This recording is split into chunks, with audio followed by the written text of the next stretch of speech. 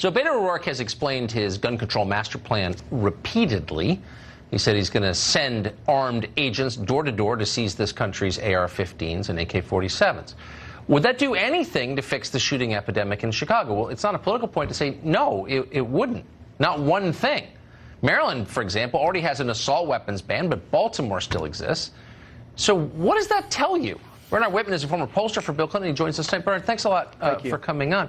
So this is an often asked question, but it's never really answered. Why are the places with gun bans, Chicago and Baltimore, for example, so much more dangerous than places where so-called assault weapons are common, like Vermont and New Hampshire? You have to look at where the guns are coming from. In Chicago, 60% of the firearms that Chicago police seize are coming from states like Indiana with very weak gun laws. In New York City and New York State, 74% of the guns seized are coming from states with weak gun laws. In New York City alone, 9 out of 10 guns that are purchased and used quickly come from states with lax gun control laws. That is why 57% of Americans believe there's too many guns in the street. 57% of Americans let me ask you a question that no one ever answers. More guns in the street makes us less safe. Right. No, I mean, I've had this conversation for 25 years on television, so of course I've heard that before, but I've never understood why, if all the guns in Chicago come from Indiana, then why doesn't Indiana have a similar murder rate? So, because the guns are leaving, the guns are being shipped to metropolises. That's exactly why you just made that. Hold on a second. You just made a great argument. Hold on. You just made a great argument. You just made a great argument for federal gun control. That's exactly why we need federal gun control. We already have federal laws against federal loopholes. No, there are no loopholes. Yes, there are.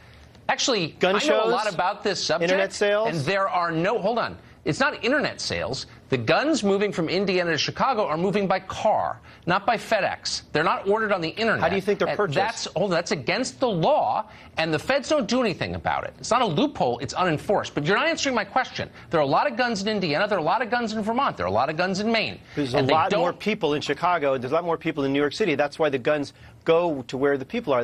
So it's just population. Oh, it's just population density. No, it is the fact that we don't have. That's not true. Tucker, that's a lie. It's not population. There's lots of densely populated place with guns without a lot of murders. Maybe there's something else. Maybe it's not the guns.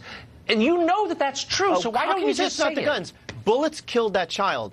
If those guns were taken off the street, if those guns weren't able to be purchased by people that did not pass background checks, then that boy may very well still be alive. But that child wasn't killed with an assault weapon. I'm not talking about assault weapons. I'm talking about handguns. In Chicago, we should ban handguns too, but they're already banned. No, they should. No, handguns are not banned. They should be required to be registered. That is why 94% of Americans agree that there should be universal background checks. 94% of Americans don't even agree that the sky is blue. The person who pulled the trigger in this specific case, who was accused of murdering the 9-year-old, had a prior conviction, was not allowed to have a gun under federal law in the first place. So that's the point that you ignore every time, which is that people who break the law tend not to obey the law. But how do they get the guns in the first place? What I'm saying is, from a state that doesn't have a murder problem, it doesn't make sense. Okay. If there is a way that we can close loopholes to prevent people that should not have guns from having guns, why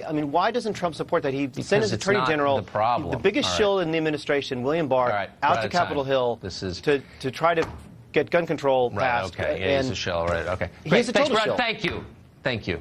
Thanks, Tucker. Might be my last gun control debate. It's too stupid. Actually, I'm sorry to inflict that upon you.